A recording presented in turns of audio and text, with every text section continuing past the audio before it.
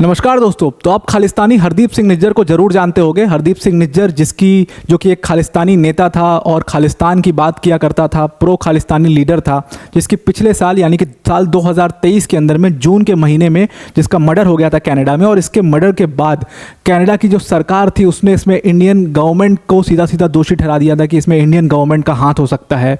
Indian government जो ये pro Khalistani leaders हैं उनको टारगेट करने की कोशिश कर रही है, कनाडा के अंदर में वायलेंस करने की कोशिश कर रही है। ऐसी तमाम चीज़ें कही गई थी इन लोग के द्वारा। उसके बाद जो एक और खालिस्तानी लीडर है गुरपतवंत सिंह पन्नू, उसके ऊपर सेम टाइम पर इसी सेम टाइम फ्रेम में न्यूयॉर्क में अटैक हुआ था और उसके लिए यूएस की गवर्नमेंट ने भी कुछ एंटी इंडिया जो है टिप्पणियाँ उसमें की थी कि इसमें इंडियन गवर्नमेंट का हाथ हो सकता है, इंडिया के जो रॉ एजेंट्स हैं उनका हाथ हो सकता है। कई सारे रॉ एजेंट्स का नाम भी आया था इसमें। तो ये सारी चीज़ें चल रही थी हरदीप सिंह निज्जर के। अभी रिसेंटली क्या हुआ है कि कनाडा के अंदर में हरदीप सिंह निज्जर का जो बहुत ही क्लोज व्यक्ति था, कहा जाता है कि सबसे ज़्यादा जो क्लोज व्यक्ति था, जिसका नाम है सतिंदर पाल सिंह राजू। ये सतिंदर पाल सिंह राजू वही व्यक्ति है जो हरदीप सिंह निज्जर के साथ मिलकर के खालिस्तान रेफरेंडम के ऊपर काम करता था। खालिस्तान के रेफरेंडम के ऊपर जितनी मीटिंग्स होती थी वो ये सतिंदर पाल सिंह राजू ऑर्गेनाइज किया करता था। और इवन हरदीप सिंह निज्जर के मरने के बाद भी ये काफ़ी ज़्यादा खालिस्तान के कॉज के लिए एक्टिव रहा है। और ऑर्गेनाइजेशन जो है इनका, जो हरदीप सिंह निज्जर ने जिस ऑर्गेनाइजेशन को बनाया था जिसका नाम है खालिस्तान टाइगर फोर्स यानी कि KTF, उस ऑर्गेनाइजेशन जो कि एक बैंड ऑर्गेनाइजेशन है इंडिया में UAPA के अंडर, उस ऑर्गेनाइजेशन को सतिंदर पाल सिंह राजू ने काफ़ी सपोर्ट किया है बाहर से और उसी के लिए ये काम किया करता था। और अभी रिसेंटली जो रेफरेंडम खालिस्तान रेफरेंडम आया था जिसके ऊपर एक बहुत बड़ी मीटिंग हुई थी कैलगरी के अंदर में कनाडा में, उसमें भी सतिंदर पाल सिंह राजू ने भी बहुत बड़ी भूमिका निभाई थी। और इस भूमिका के बारे में इसको एक्नॉलेज जो है वो खुद गुरपतवंत सिंह पन्नू ने किया था। गुरपतवंत सिंह पन्नू जो है उसका अपना ऑर्गेनाइजेशन है सिख फॉर जस्टिस यानी कि SFJ। उस ऑर्गेनाइजेशन ने भी खालिस्तान रेफरेंडम के ऊपर काफ़ी काम किया है। तो Sikh for justice organisation, Khalistan tiger force और ऐसी बहुत सारी तमाम BCO ऐसी ऑर्गेनाइजेशंस हैं जो कि कनाडा में एक्टिव हैं और ये सारे मिलकर के खालिस्तान रेफरेंडम लाते हैं। और इस रेफरेंडम के तहत ये क्या कहते हैं कि हम बेसिकली क्या करेंगे, इस खालिस्तान के मुद्दे को, मतलब कि जो भारत में पंजाब है उसको हम भारत से अलग कर देंगे, एक खालिस्तान बनाएंगे, वहाँ पर हमारी अपनी सरकार होगी और हम इस पूरे मामले को इंटरनेशनलाइज करेंगे कि भारत ने पंजाब को ज़बरदस्ती कब्जा किया हुआ है, इसको हम UN में लेकर के जाएंगे। तो ये सारी चीज़ें, ये अनाप शनाप चीज़ें ये खालिस्तान रेफरेंडम के अंदर में करते हैं, सपने देखते हैं जो कि पूरे कभी नहीं होने हैं। हालांकि इन लोगों को बहुत ज़्यादा ना इंडिया कभी सीरियसली लेता है और ना पूरी दुनिया में कोई इनको सीरियस लेता है। ये अपनी एक अलग दुनिया बना करके उसमें जीते हैं। हर साल खालिस्तान रेफरेंडम लाते हैं, हर साल उनका ऑब्जेक्टिव होता है कि हम खालिस्तान बनाएंगे और हर साल वो फेल हो जाता है हमेशा की तरह। तो हर साल लाते हैं। तो साल 2023 में भी लाए थे, तो उसमें भी सतिंदर पाल सिंह राजू उसने की रोल प्ले किया था। और उसके साथ साथ जो अभी रिसेंट हुआ उसमें भी सतिंदर पाल सिंह राजू ने की रोल प्ले किया। उसी सतिंदर पाल सिंह राजू के ऊपर लगभग 5 अटैक पूरे अगस्त के महीने में हो चुके हैं। और अगर आप ये पूरा अगस्त का महीना देखोगे ना तो इसमें जितने भी ये एंटी इंडिया एक्टिविटी करने वाले लोग हैं इन सबों के लिए काल बन करके आया ये अगस्त का महीना। इसमें 5 अटैक तो अकेले सतिंदर पाल सिंह राजू के ऊपर हुए हैं। और इन अटैक्स के लिए गुरपतवंत सिंह पन्नू की तो हमेशा से आदत है, वही इसने कहा है कि इसमें इंडियन गवर्नमेंट का हाथ हो सकता है और इंडियन गवर्नमेंट जो है वो जितने भी प्रो खालिस्तानी लीडर हैं उनको कनाडा के अंदर में टारगेट करने की कोशिश कर रही है। और जो लोग भी खालिस्तान के रेफरेंडम के ऊपर काम कर रहे हैं उनको इंडियन गवर्नमेंट कोशिश कर रही है टारगेट करने की कनाडा में। और गुरपतवंत सिंह पन्नू ने ये बुरा बयान दिया, हालांकि गवर्नमेंट ऑफ इंडिया ने इसको सिरे से नकार दिया है। अब अगस्त का जो महीना है जो कि मैंने आपको बताया कि वो इनके लिए काल क्यों बन करके आया है, तो देखो पहले सतिंदर पाल सिंह राजू के ऊपर 5 अटैक हुए लगातार।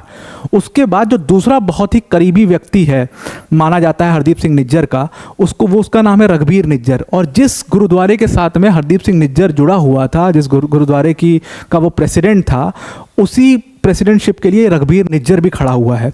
तो ये भी हरदीप सिंह निज्जर का बहुत क्लोज व्यक्ति था, प्रो खालिस्तानी व्यक्ति था। इसके ऊपर भी एक बार अटैक हो चुका है इसी अगस्त के महीने में।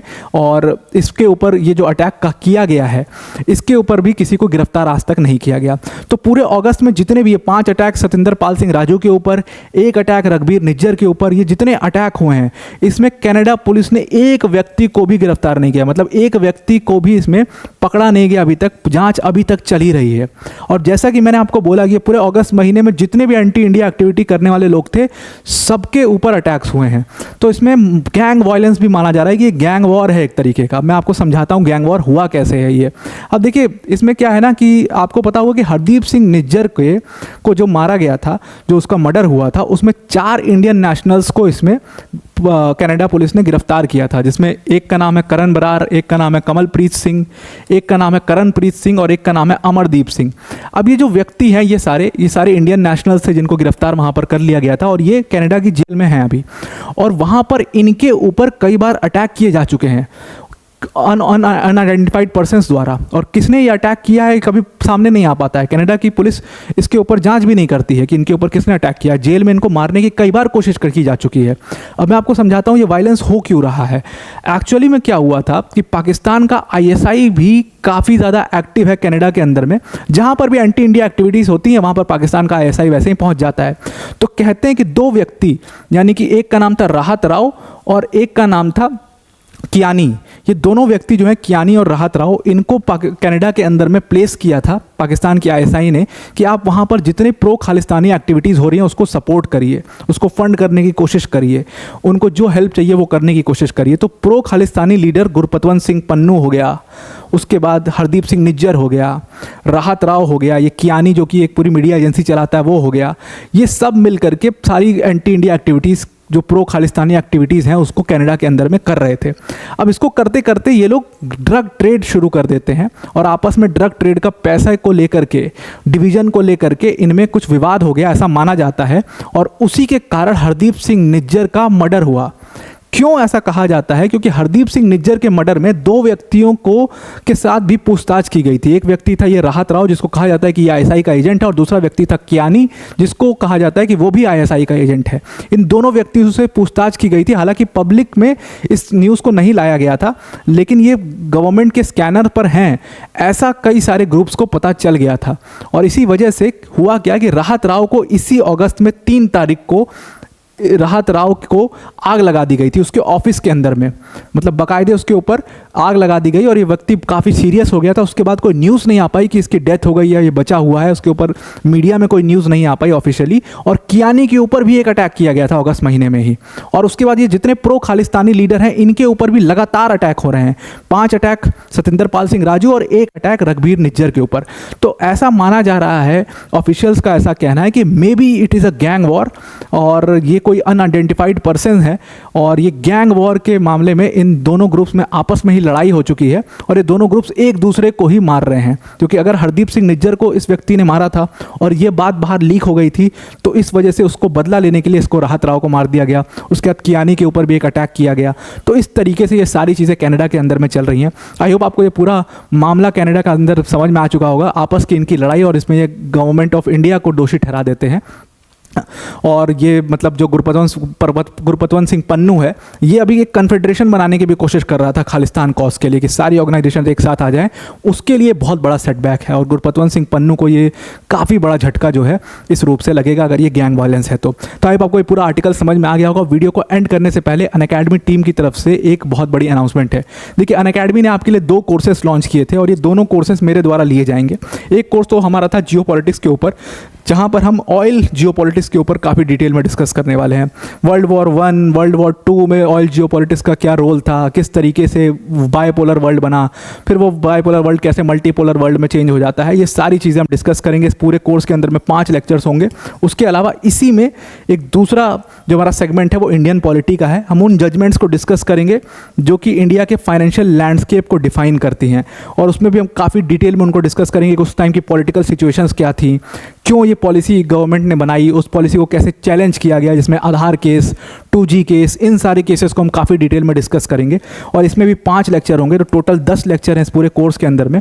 और अगर आप इस कोर्स को परचेज करना चाहते हो तो अभी डिस्काउंट भी चल रहा है। ये कोर्स ओरिजिनली 999 का था, बट अभी डिस्काउंटेड प्राइस जो है वो सिर्फ 500 रुपीज़ में आपको ये कोर्सेस, मतलब ये दोनों सेगमेंट्स इस कोर्स के मिल जाएंगे। सिंपली आपको क्या करना है, डिस्क्रिप्शन में और इस पूरे वीडियो के कॉमेंट में कोर्स की लिंक हमने पिन की हुई है, उस पर आप जा करके, जहाँ पर यूज़ कोड का ऑप्शन आएगा, वहाँ पर APYT10 यूज़ करना, तो आपको ये डिस्काउंटेड प्राइस में कोर्स अवेल हो जाएगा। तो आपको आई होप आपको ये पूरा आर्टिकल भी समझ में आ गया होगा और हमारे कोर्सेज़ के बारे में भी समझ में आ गया होगा। तो आज के लिए इतना ही। Thank you and have a nice day.